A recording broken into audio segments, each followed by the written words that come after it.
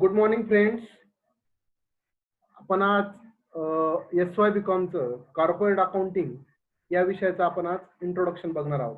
की corporate accounting म्हणजे काय आणि तुम्हाला त्यामध्ये वर्षभर काय सिलेबस असणार आहे हे आपण त्याच्यामध्ये बघणार आहोत. तर सगळ्यात पहिले कॉर्पोरेट अकाउंटिंग म्हणजे काय तुम्हाला तो प्रश्न पडला असेल. तर व्हॉट इज कॉर्पोरेट अकाउंटिंग? तर process of accounting that is dedicated to the operation of a single company.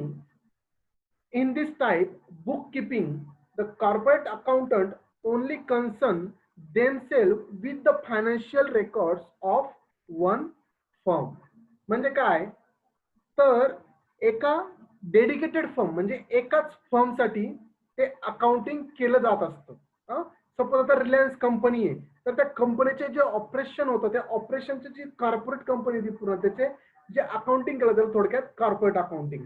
मग त्यासाठी तुम्हाला कंपनी ऍक्ट मध्ये काय काय ते तुम्हाला थोडंफार त्याच्यामध्ये दिलं असेल. त्या सगळ्याचा तुम्हाला यावर्षी अभ्यास दिला आहे. तर एकाच फर्मसाठी आपण मग तिचं मर्जर होत असेल, तिचं होल्डिंग कंपनी काय असतं, सबसिडरी कंपनी काय असतं, नंतर अकाउंटिंग स्टँडर्ड तुम्हाला काही दिल्या त्या अकाउंटिंग स्टँडर्ड मध्ये काय काय आहे, नंतर फिक्स असेटची अकाउंटिंग स्टँडर्ड कोणती आहे, हे सगळं त्याच्यामध्ये येत असतं. आता आपण बघूयात तुमचा सिलेबस. तर तुमचा सिलेबस काय काय.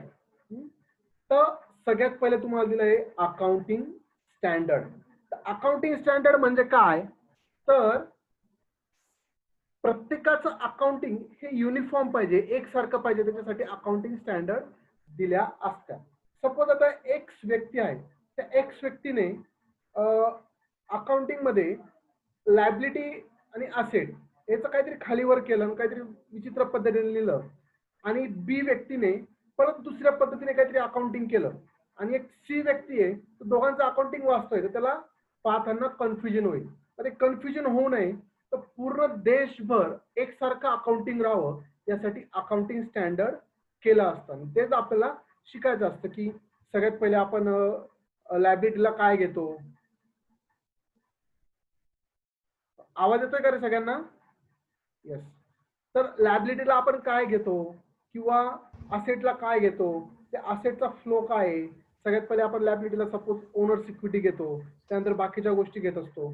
त्या सगळ्या गोष्टी का एकसारखं युनिफॉर्म असतं, त्याच्या मागचं रिझन आहे की सगळ्या देशभर एकसारखं अकाउंट राहायला पाहिजे, आणि समोरचा जो वाचणार आहे त्या कंपनीचा शेअर होल्डर असेल किंवा एनी स्टेक होल्डर असेल, डिबेंचर होल्डर असेल किंवा तुमचा क्रेडिटर्स असेल, कोणी बँक असेल, त्यांना त्यांचं अकाउंटिंग स्टेटमेंट पाहिल्या समजलं पाहिजे. नाही तर प्रत्येक जण आपल्या पद्धतीने अकाउंटिंग करायला लागला तर ते समजणार नाही. त्यामुळे अनेक प्रॉब्लेम त्याच्यामधून क्रिएट होऊ शकतात. त्याच्यामुळे अकाउंटिंग स्टँडर्ड एक क्रिएट करून दिले, आणि त्या अकाउंटिंग स्टँडर्ड नुसारच अकाउंटिंग केलं जात असतं.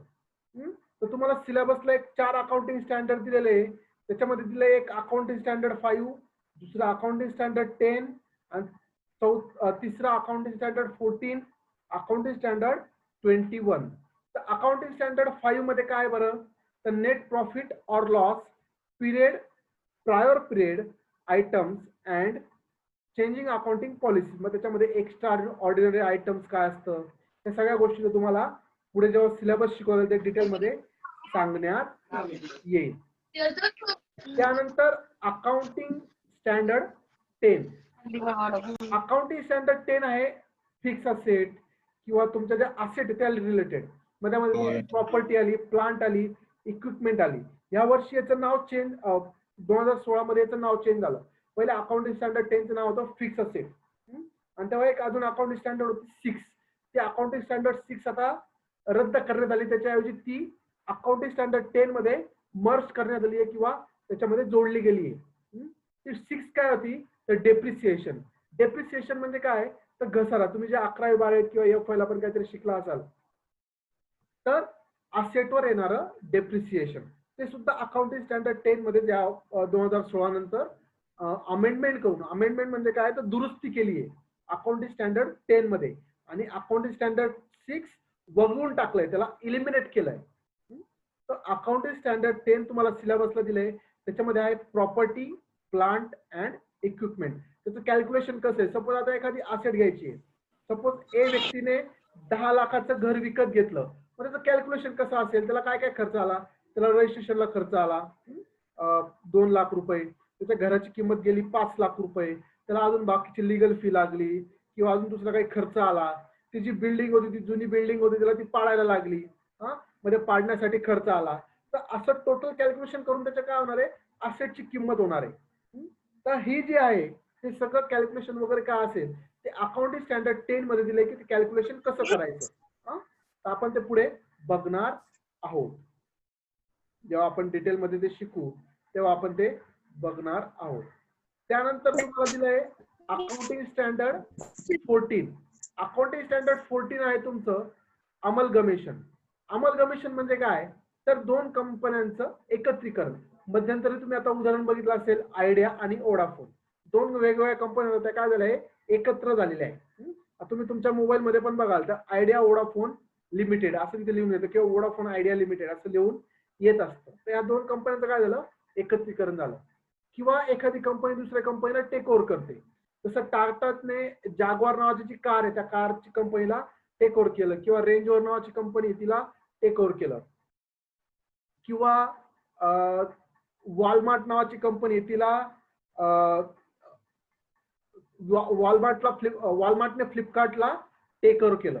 यासारखे टेक ओव्हरचे कामं झालं असतं. मग ते कुठे त्याचं अकाउंटिंग कसं करायचं, तर ते अमलगमेशन मध्ये त्या वर्षाचं अकाउंटिंग ते दोघांना एकत्र करण्याचं अकाउंटिंग कशामध्ये शिकवलं जातं, अमलगमेशन.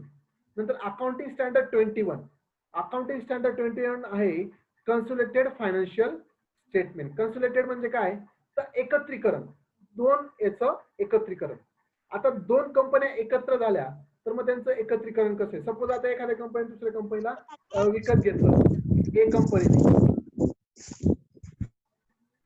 ए कंपनीने एखादी कंपनीला विकत घेतलं, मग त्याचं अकाउंटिंग कसं दिसेल. आता सपोज रिलायन्स कंपनीने एक छोट्या दुसऱ्या कंपनीला विकत घेतलं, तर ते तिच्या बुक मध्ये कसं दाखवणार, त्यासाठी कन्सोलिडेटेड फायनान्शियल स्टेटमेंट असतं. मग त्याच्यामध्ये तुम्हाला होल्डिंग कंपनी म्हणून कन्सेप्ट असेल, सबसिडरी कंपनी असेल, मायनॉरिटी काय असतं, मायनॉरिटी इंटरेस्ट काय असतं, हे तुम्हाला त्याच्यामध्ये शिकवलं जाईल. कशात, अकाउंटिंग स्टँडर्ड 21 मध्ये.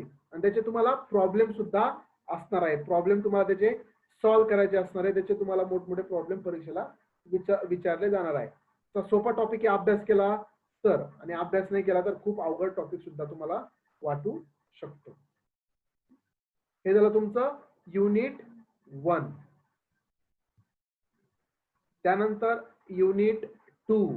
युनिट 2 काय तुमचं, प्रॉफिट प्रायर इनकॉर्पोरेशन, जे तुमचं अकाउंटिंग स्टँडर्ड 1 सांगितलं ना आता तेच. तर त्याच्यामध्ये काय आहे की इनकॉर्पोरेशन होण्याचे म्हणजे तुम्हाला रजिस्टर्ड करणं, परमिशन. तुम्ही कंपनी किंवा फर्म स्थापन केल्यानंतर तुम्हाला कोणाकडनं परमिशन घ्यायला लागते, रजिस्टर कडनं. कंपनी रजिस्टर असतो सरकारचा, सरकारकडनं तुम्हाला त्याची, शासनाकडनं तुम्हाला त्याची मान्यता घ्यावी लागते. मग ते इनकॉर्पोरेशनची मान्यता मिळण्याच्या आधी जो झालेला खर्च आहे, सपोज मी 1 मार्चला कंपनी स्थापन केली आणि मला मान्यता मिळाली किंवा मला इनकॉर्पोरेशन झालं माझं डिसेंबर मध्ये, तर त्या 6 महिन्यात मी काहीतरी बिझनेस केला, त्याला मला प्रॉफिट झाला किंवा लॉस झाला, तर तो काय, तो प्रॉफिट त्याची ट्रीटमेंट काय असेल, या सगळ्या गोष्टी तुम्हाला त्या युनिट 2 मध्ये शिकायला मिळणार आहेत. त्यानंतर युनिट 3. युनिट 3 काय असेल, तर कंपनी फायनल अकाउंट. तुम्ही फायनल अकाउंट शिकला असाल 12वी मध्ये, बरोबर ना. तर 12वी मध्ये तुम्ही जेव्हा फायनल अकाउंट शिकला असाल त्याच्यामध्ये तुम्हाला जी सिस्टीम दिली होती त्याच्यामध्ये याच्यामध्ये काही गोष्टी ऍड झालेल्या आहेत. जसं की एक्स्ट्राऑर्डिनरी आयटम काय असतं, त्यानंतर ऑर्डिनरी आयटम जे असतील ते त्याच्यामध्ये ऍड झालेले असतील. ह्याचं बॅलन्स शीट तुम्हाला शेड्यूल 3 प्रमाणे बॅलन्स शीट आणि प्रॉफिट अँड लॉस तयार करावं लागतं. याचा जो प्रॉब्लेम सॉल्व्ह करायचा असतो, कधी कधी तो 7-8 पानांचा सुद्धा प्रॉब्लेम सॉल्व्ह करताना तो जात असतो. म्हणजे खूप हा मोठा प्रॉब्लेम असतो सॉल्व्ह करताना. पाहिलं तर खूप सोपा आहे, तुमचं सॉल्व्ह करायची तुम्हाला प्रॅक्टिस झाली तर फायनल अकाउंट पेक्षा सोपं दुसरं काही नाही. पण त्यासाठी तुम्हाला बेसिक अकाउंटिंग माहिती पाहिजे. तर बेसिक अकाउंटिंग म्हणजे काय, तर अकाउंटिंग सायकल काय आहे. तर अकाउंटिंग सायकल काय असते बरं, तर सगळ्यात पहिले आपण ट्रान्झॅक्शन तुमचं अक्युअर होतं, त्यानंतर अक्युअर झाल्यानंतर काय होतं तुमचं, तुम्ही त्याची जर्नल एंट्री करता. जर्नल एंट्री झाल्यानंतर तुम्ही त्याच्यामध्ये लेजर ट्रान्झॅक्शन करता. लेजर मध्ये रेकॉर्ड केल्यानंतर तुम्ही पुढे काय करता बरं, ट्रेडिंग बॅलन्स तयार करता, त्यानंतर पुढे प्रॉफिट अँड लॉस आणि त्यानंतर बॅलन्स शीट असं पद्धतीने तुम्ही करत असता. हा, तर याला काय म्हणतो आपण थोडक्यात अकाउंटिंग सायकल. तर ही जी अकाउंटिंग सायकल आहे ही अकाउंटिंग सायकल तुम्हाला कळायला पाहिजे.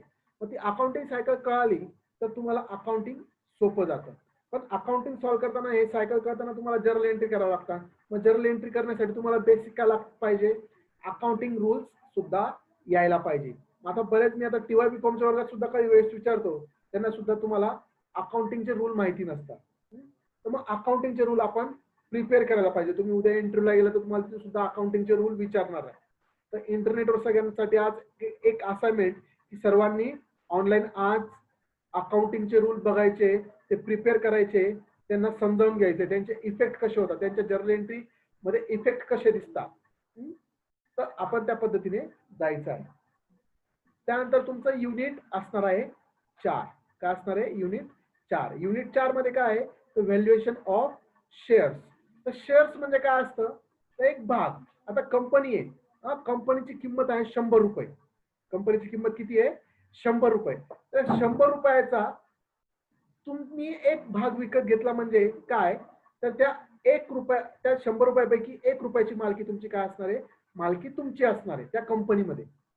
त्याला म्हणतात व्हॅल्युएशन ऑफ शेअर. मध्ये शेअरची किंमत कशी काढायची हे तुम्हाला व्हॅल्युएशन ऑफ शेअर मध्ये बघायला मिळणार आहे. त्यानंतर त्याच्या मेथड्स काय, त्याच्या नेट असेट मेथड आहे, इल्ड बेसिक मेथड आहे, फेअर व्हॅल्यू मेथड आहे. असं पूर्ण वर्षभरात तुम्हाला 4 चॅप्टर असणार आहेत. काय असणार आहे, 4 चॅप्टर असणार आहेत. आणि हे 4 चॅप्टर झाल्यानंतर मग तुम्हाला त्याच्यावर परीक्षा असेल सेमिस्टरची. आणि हे सोपं आहे, तुम्ही अभ्यास केला तर खूप तुम्हाला सोपं जाणार आहे.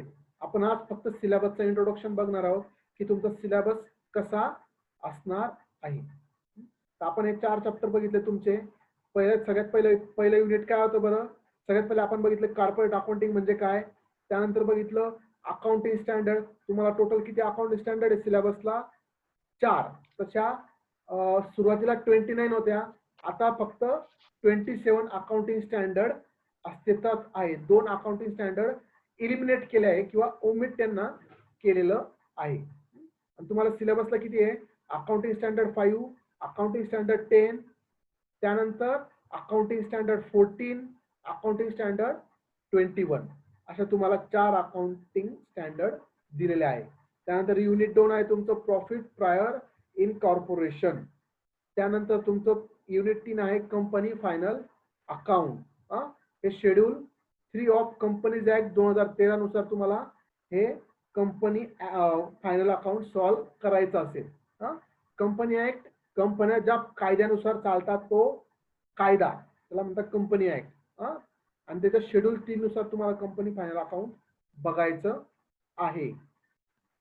आणि चौथा आहे व्हॅल्युएशन ऑफ शेअर्स. शेअरचं व्हॅल्युएशन कसं कॅल्क्युलेट कराल, एका शेअरची किंमत कशी असेल ते तुम्हाला द्यावं लागेल. आणि तुम्हाला अभ्यासासाठी कोणकोणते बुक तुम्ही रेफर करू शकता. कॉर्पोरेट अकाउंटिंग आपल्या लायब्ररीमध्ये हे रेफरन्स बुक मी दिलेले आहे, टेक्स्ट बुक नाही. आणि मला सगळ्यांना सजेशन असेल की सर्वांनी रेफरन्स बुकच वापरायचे. कोणते बुक वापरायचे, रेफरन्स बुक, जेणेकरून तुमचा अभ्यास व्यवस्थित होईल, जास्त अभ्यास तुमचा त्यामधून होत असतो. तर अशा पद्धतीने तुमचा सिलेबस आहे. हा व्हिडिओ यानंतर युट्यूबला सुद्धा अपलोड केला जाईल. आणि तुम्हाला काही प्रश्न असतील तर तुम्ही तुमचे प्रश्न त्या कमेंट मध्ये पण विचारू शकता किंवा ग्रुपला मी अनेबल करतो सगळ्यांना सेटिंग मध्ये. पण फक्त बाकीचे फालतू त्याच्यामध्ये कमेंट किंवा काही गोष्टी विचारत जाऊ नका, मेसेज टाकत जाऊ नका. म्हणजे जेणेकरून सगळ्यांना जो अभ्यास आहे ते विचारता येईल. ठीक आहे, आज इथेच थांबूयात आपण. तुम्हाला काही प्रश्न असतील तुम्ही मला व्हॉट्सअप करू शकता किंवा इथे ग्रुप इथे कमेंट मध्ये सुद्धा विचारू शकता. किंवा लेक्चर मी आता एक मिनिट, कोणाला काही प्रश्न असतील त्यांनी आता